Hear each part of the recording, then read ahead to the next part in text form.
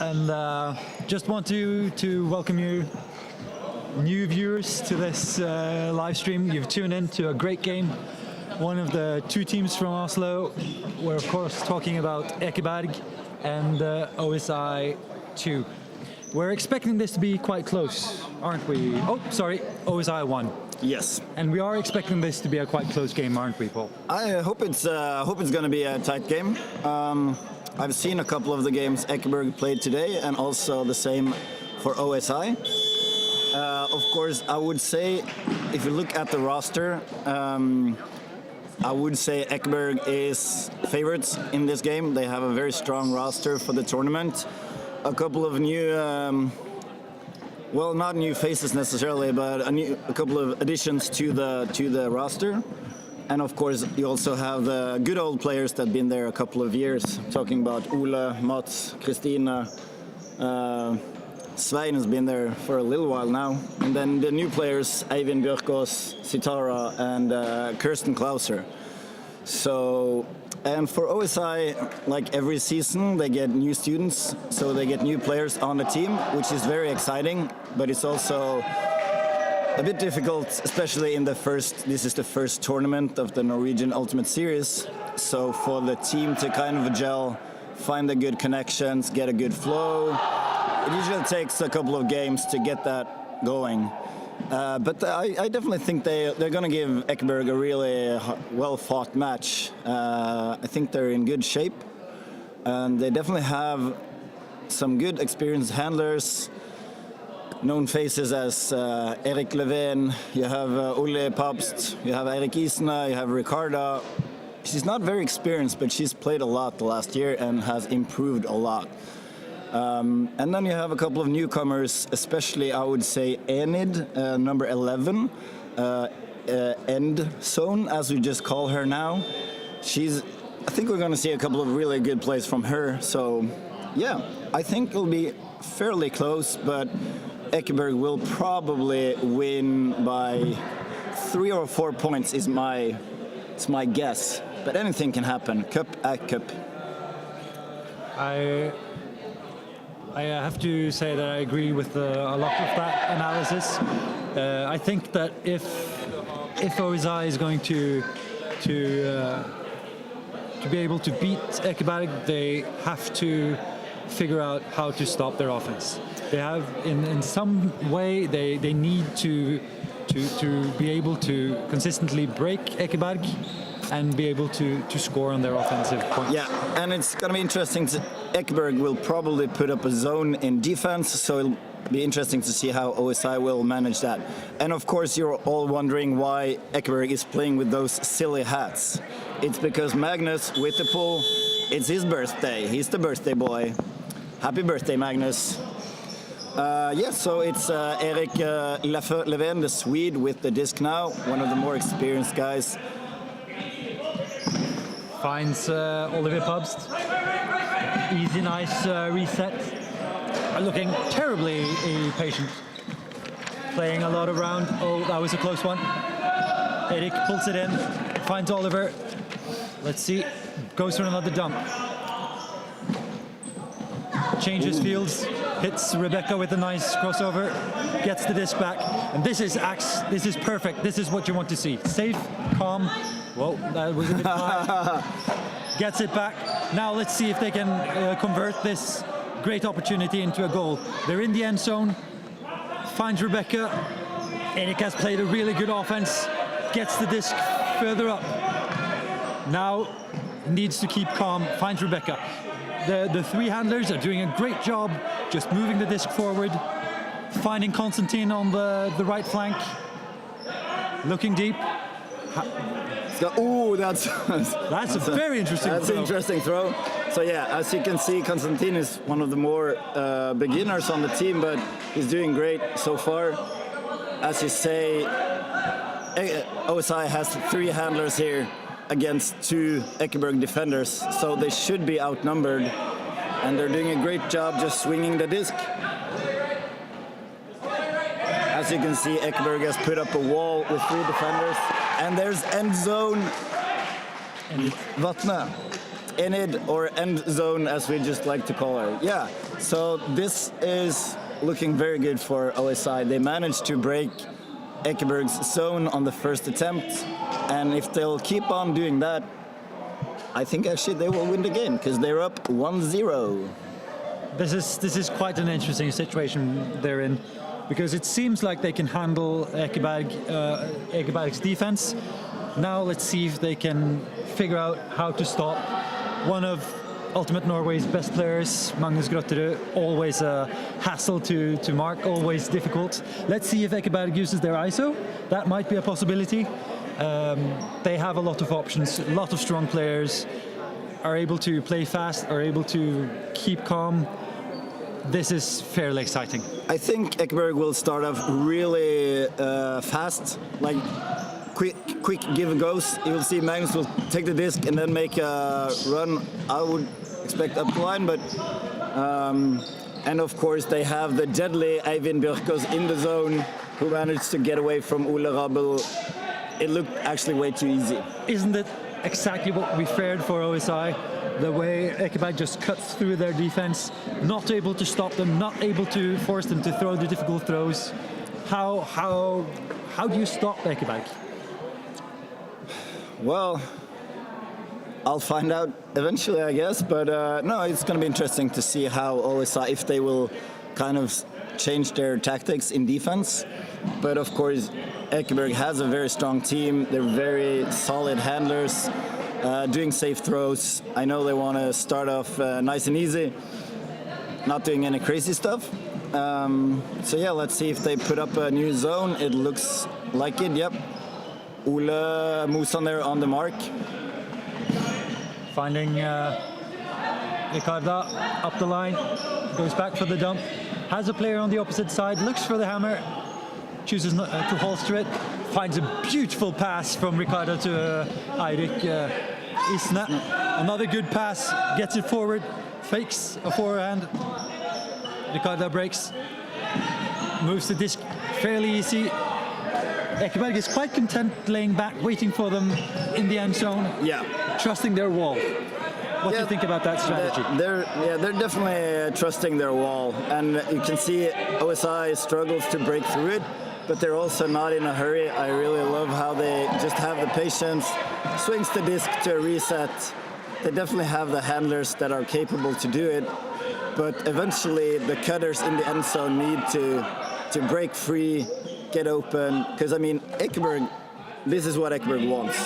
They want them to swing, and because the more passes you have, the higher is the probability that they will drop it eventually.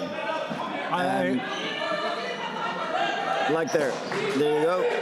It's a really nice defense by Sitara. She's losing your hat, but I mean, as long as you do a defense like that, who needs a hat? I think your analysis is on point. I will also, and there you see how they just go from getting the turnover, just quickly, easily moves down the field and gets an easy goal. Yeah, I think that's it's quite a predicament to be in, not being able to stop Ekeberg, and just the mental aspect of it also. You know that if you turn over, they will punish you hard and fast. Absolutely, and if my dad is watching. Hei, pappa. Hyggelig at du ser på. Det går bra med oss. Send mer penger. Yep. So that's 2-1 to Ekeberg after breaking OSI on that point. Strong line here with from the right Eivind Bjørkås, Speedy Gonzalez. You have Magnus with the disc. You have Svein, Kirsten, and Christina. So that's a really solid line there. I think one of the aspects OSI needs to improve is their cutting in the end zone. They aren't really able to get open. Of course, this is partly because of the zone, but also because they're not cooperating. That's a risky one, but will he manage to get it in? No. That was a good look from Ale, because, I mean, definitely you need to take a couple of those so that you will show Ekeberg that you are also dangerous on the deep cuts. What do you achieve by throwing the long ones like that? I mean, Magnus reels it in. That's a beautiful play there by Ekeberg. And you kind of see how Ekeberg just slowly, well, they're progressing forward in a way better sense than OSI.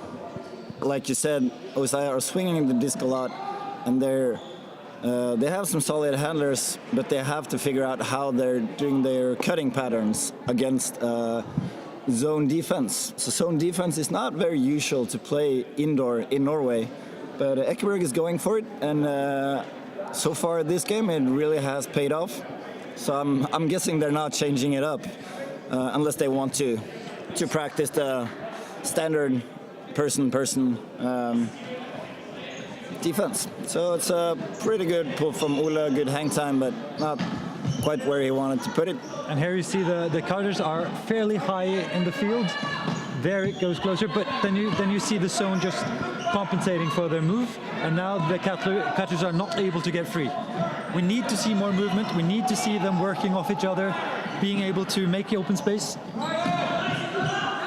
Oh, ooh, that's a good bid from Sitar there. She's definitely pushing him. That's what they want to achieve, right? Yeah. Erik Levén, the veteran from Sweden, to Andy Maria, back to Ole Rabbel there. So they're keeping calm, they're moving the disc, but they're not progressing, and they're not posing a threat against the Ekeberg's end zone. And now Ekeberg has put up the wall again, so let's see how they can try to break through that. If it's not broken, don't break up the wall. Let's see, now they have a chance to break through, and it's on the far up. There we have a nice move by Rebecca. Oliver makes a cut. Looking at Enid on the other side, and there it is. There's a call. There's a call on the field. Call on the line. Kristen suggesting that she's out. Oh, I didn't see it from here. You can see Eivind Bjørkås is on the line. He's not in the image right now, but he's holding up his hand, and that's showing that I had a perspective on the play. So the players on the field can now ask Eivind, "Oh, what did you see?" They choose not to. What do you think about that? Well, it's interesting. I mean, he would definitely have a very good perspective of it. So you can always ask for his opinion. You don't have to take it. So yeah, but there you also see that the call is contested. Yep. Enid chose to contest the call because she doesn't agree with the out call. Yep. The disc goes back, and that's one of the ways that you solve a disagreement in Ultimate.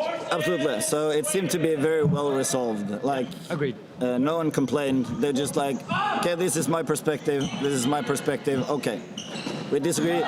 So very good. Super stark defense by 39 Ole Pep Rabbel. The German, of course, every team needs a German on their team. The German machine, perhaps? Well, I would say Rabbel is a machine. Oh, NHH player on the sideline did a solid defense there. Is it just me, or is it kind of like Ekeberg is struggling a bit more at this point to get the disc moving and also posing a threat in the end zone? Yes, of course, yeah. Are you saying they don't have Magnus on the line? That's not the solution. That's the solution to most problems, but not everyone. Of course, they proved me wrong by scoring on the very next throw. They definitely proved you wrong. That's always nice. It's not often Gayan is wrong, but when he is, it's very nice that it's on live stream, and it's going to be on YouTube forever. You got to love permanent video, right? Absolutely. So that's 4-1 to Ekeberg. Yeah, what do you think so far? I think it's the result does not reflect the match completely. I think it 4-2 would be a more just result. So 1 point. Pretty much, yeah. Yeah. Well, yeah, sure. But 4-2 with OSI having the disc would be fair. On the other side, they haven't been able to figure out the zone, and especially the Ekeberg wall. Yeah. And that's the key to beating Ekeberg. Absolutely.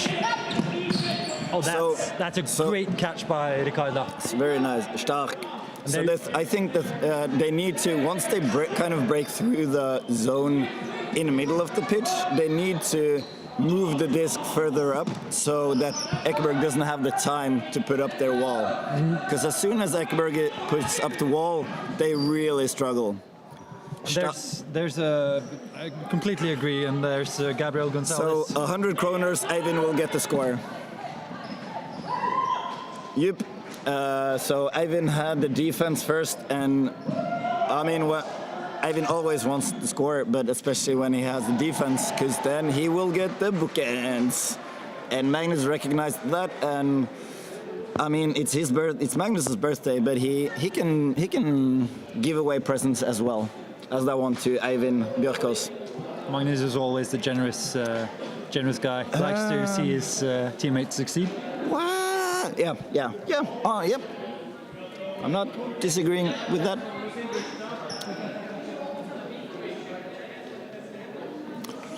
So Erik Leven is doing some instructions on the field, on the line there, he tells his team what he wants them to do, probably how he wants them to cut, and the pull is perfect. It goes in the corner and goes out of bounds, so she has to take it from the line, and OSI will struggle to get this off the line. Super good defense there by Sitara, hand blocks it down, and now she's probably gonna look for the bookends. Another present for Magnus, the birthday boy. What happened in that point? What was why did the OSI struggle so much getting it out?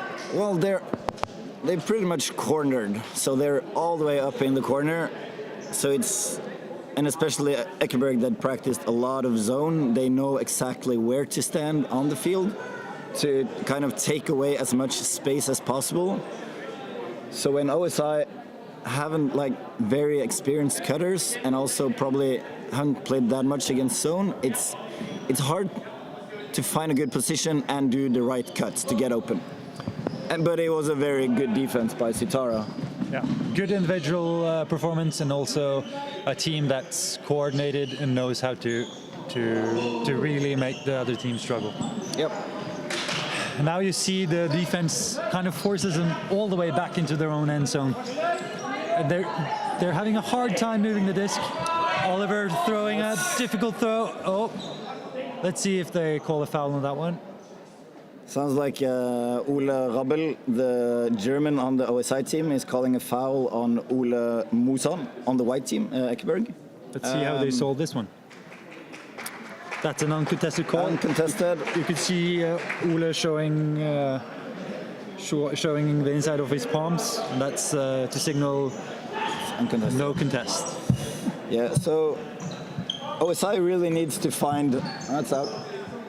Eirik Isna was open a lot of that point in the middle, but they weren't quite able to find him. So now Ekeberg in a good position, and Christina just floats it across to Kirsten Klauser, who now has two hats. The birthday horns. Well, she kind of has three hats, but two birthday hats and just one hat. So that's three hats. Congratulations on the hats. Well, so that's actually 7-1, and now I would definitely say that doesn't reflect in the game. But again, it's definitely the wall Ekeberg is putting up when they're all the way back in defense that OSI so far haven't quite been able to break through. So OSI was up 1-0, so that means Ekeberg has 7 breaks, and that's very impressive because OSI is a good team.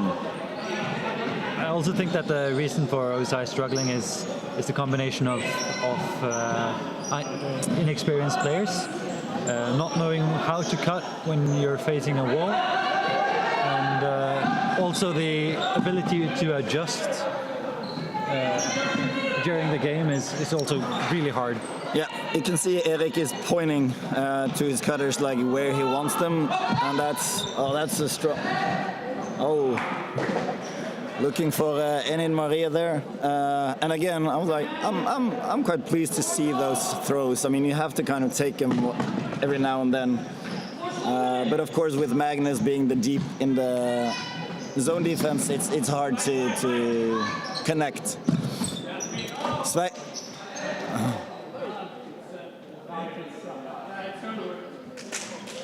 Oh, something happened, and then something happened, and then they're playing on. There was a pick call, didn't affect the play, so the turnover stands. And Erik finds. And now she finds end zone Maria for the score. So yeah, that's definitely the key on how OSI will get some more points on the board to do the fast, kind of fast break, so that Ekeberg didn't, like you saw now, they didn't have the time to put up the wall. So Enin Maria recognized that and was on the side where they didn't have the part of the wall, where I guess Eivind Bjørkås should have been, but okay. Hei mamma og pappa Bjørkås, hvis dere ser på. Now OSI Okay. is putting forward one of the most experienced lines they have, I think. This is definitely a very good line. Ole Pep with the pull. Let's see what they can do in defense. Oh, that's interesting pull. Ole has to take it from the side. Would you consider that? Oh, they're playing in ISO, and Eirik Isne is in front of Magnus. Swings it back to Eivind Bjørkås, who should be in the end zone. Catches the disc, but lands out of bounds. Yeah, that's unlucky. This is also another of. Oh, there's a quick goal, quick turnover. That's what they in Germany call a Schnellbreak. Schnellbreak. When they turn and you just like immediately starts the power play. Eivind recognized that Kirsten was completely free in the end zone and just makes a nice and easy pass in the middle for the score. You said that they played an ISO on Magnus? Yeah. Could you explain that? Well, so ISO is it's a sort of isolation. So you want two handlers in the back and usually two cutters all the way up in the end zone, which gives a lot of space in the middle of the field. And you're putting one person there. Ekeberg is usually putting Magnus there because of his height, not because he's a good frisbee player. Because then he has a lot of room to move in, and Ekeberg can just like float the disc in the area, and Magnus will go up and grab it, usually. Works 9 out of 9 times. You see, Leffe is looking for the quick release forward, because now they're back to just swinging the disc back and forth. Using both Gabriel and Constantine efficiently. Yeah. But it's.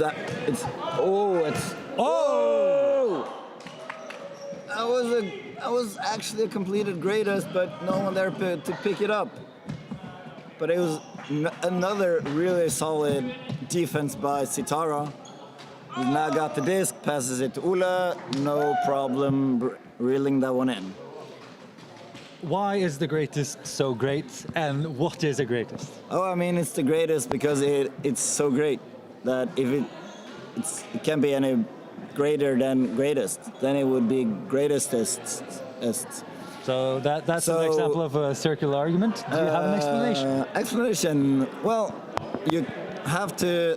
It's when the disc is going towards out of bounds and you jump. You have to be inbounds when you're jumping out of the field, catching the disc and throwing it back in the field while you're in the air, which Erik Leven managed to do, but unfortunately no one on OSI was there to pick it up, because then it would be super greatest. But anyways, really fun to watch. Swings the disc. And it means you never give up the disc. Ricarda gets the disc, able to move it forward, and now also breaking through their zone. They're able to confuse them a bit. That's a bit rash decision by Eirik. Could very well spend a bit more time considering his options there. And there's a miscommunication, but Ivan cleans it up.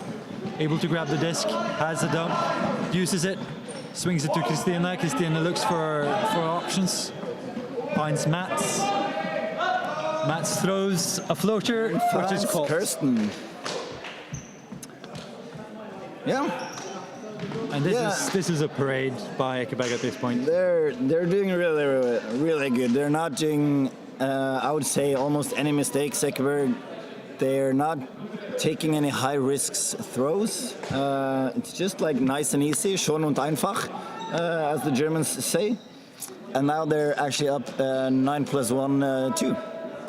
And I can't really fault OSI either. They're just playing really well. Absolutely. And they're basically just chewing up yardage, moving the disc forward, playing simple, straightforward ultimate, putting up a nice zone and making OSI struggle. It's so hard to play against.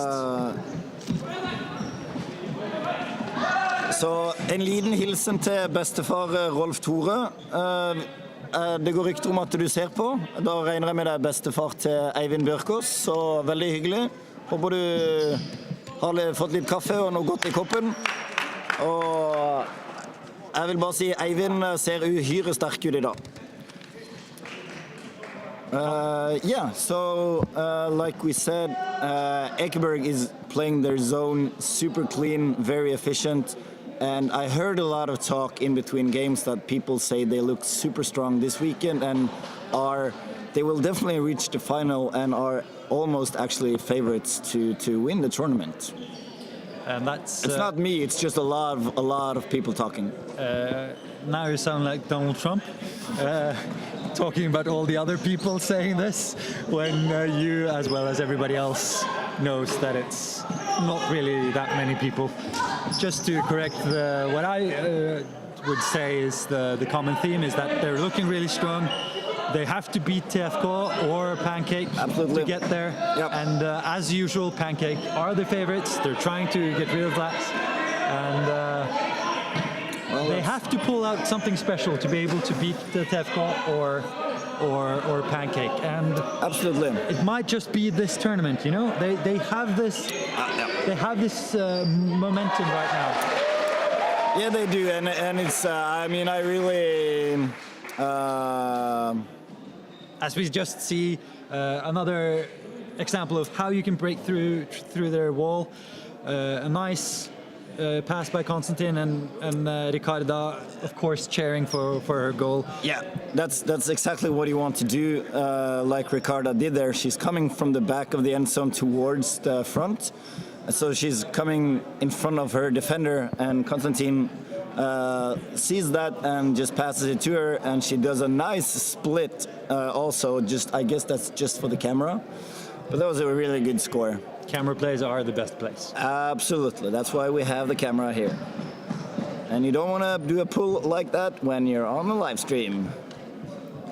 But yeah, no, it would be really nice to actually see Ekeberg in a final. I know they've been working super hard the last couple of years. And now I would say they have the people to do it. But like you said, there's going to be a couple of very tough matches when teams are more prepared playing against the end zone. No, zone defense. As we can see here, they have a very nice place. Just like it goes fast. OSI are not able to even put up the defense against them.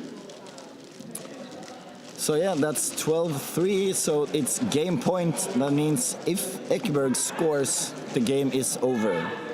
Because it's either first to 13 points or 30 minutes.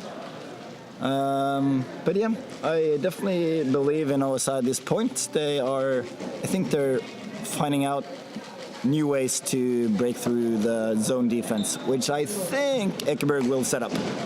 There, Konstantin indicates that he wants to take it from the brick mark. goes out and faces another Ekeberg zone. If it's not broken, don't fix it. Hits Erik Leven with that pass. Oliver faking, pivoting, uses the dump. Konstantin looks for the disc, has a lot of room, gets the disc on the sideline, swings it back, gets the disc back. Konstantin, oh, that's an unfortunate drop. Goes right over to marking his man, and Kirsten Klauser and all the Ekeberg players wants to score, and she's doing a hammer and no one is there. What happened, Kirsten? Well, I guess that's a new... And I mean, of course, we have to give a lot of credit to Ekeberg as well, because running a zone defense, it's hard work, especially for Sitara and Svein, who are the chasers. They have to run a lot. what is the role of a chaser in a zone? Oh, like you see, Sitara she's chasing the disc, so she's on the mark. Svein be the other chaser, also running. So as you can see, they are two chasers, and OSI has 3 handlers. So the 2 has to cover all 3 of them, meaning you have to run a lot. Oh, it's a good intimidity, but she's seems to hurt her head, so that wasn't on the. It wasn't when she fell. I don't know. I did not have best perspective at all. Sitara indicates a technical or injury? Doesn't seem like that. Seems like Sitara indicated an injury, but I guess she's not injured, so This goes back. So I didn't see any calls made. I did not see if it was contested or uncontested, because there's 100 kilos of equipment between us and the field, that part of the field. But that's what you need to have. Oh, look for it. Ooh, almost a super nice girl connection there. Sitara was looking for Kirsten in end zone. It was a really good look. It was a good throw. Kirsten wasn't quite able to bring it in. Ooh, that's... Konstantin is showing he is available on the right side of the field. And Levin, of course, fakes the hammer, wants the disc, and now brings it to Konstantin for the score. Which means that we have to play another point. And that's what we'd like to see. And I would actually like to see even more points, because I would think if this game was going on for a couple of, 9, maybe 11 minutes, OSI would definitely catch up a bit. I don't think they would have turned it all around, make the greatest comeback ever, but they're definitely in the game, even though it's 12-4. And here you see an example of how to beat their zone. Yep. You overload one player, you pull it to one side, and then you fill up the room they leave behind with another offense player, and that's how you actually are able to beat it. Or, like Ricardo showed, coming from behind, getting in front of the defender, and using speed and that's the buzzer for the 30 minutes. So game is over. So they will play this point, and then we'll see. I mean, if Ekeberg scores, it's game. It's a great foot block from Eirik Isne there. That was amazing. That's cheeky. Yeah. It looked a bit dangerous as well, because Eivind was down there to try and grab it, but if Eivind doesn't call a foul, then it wasn't a foul. As easy as that. No harm, no foul. Yeah, so now I would... So Ekeberg has a person defense there. Kirsten is able to take the defense there, even though it was a bit of a sloppy throw from Eirik, unfortunately. I think he's quite fascinating the way he plays, because he has all the throws and he's not afraid to use them. Hammer is up, and try 2 hands, Eivind. Try 2 hands. 2 hands when you're learning. That's rule number 1. Which probably means that you'll tell that to him for the rest of his life, right? Absolutely. So OSI. Ooh, Magnus is in front. Sitara is completely free, and a push pass from Magnus. And that is a game.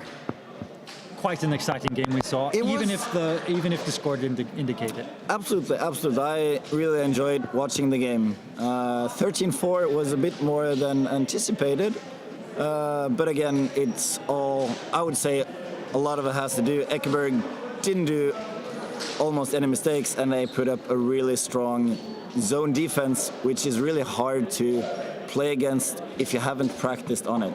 So on a positive note, OSI had a really good learning experience here, and they will probably go back to practice and figure out how to beat the zone defense. And if I'm correct about Ole and Daniel, they'll probably watch this and be annoyed about the commentary and still have to watch it a couple of times. I mean, hopefully that's the only reason why I'm doing commentary, so that Ole and Daniel will get annoyed. So luckily there's a mute button on the YouTube channel. So. Oh yeah, you can always put on some favorite music like Enya, or do you have any preferred music when you're watching?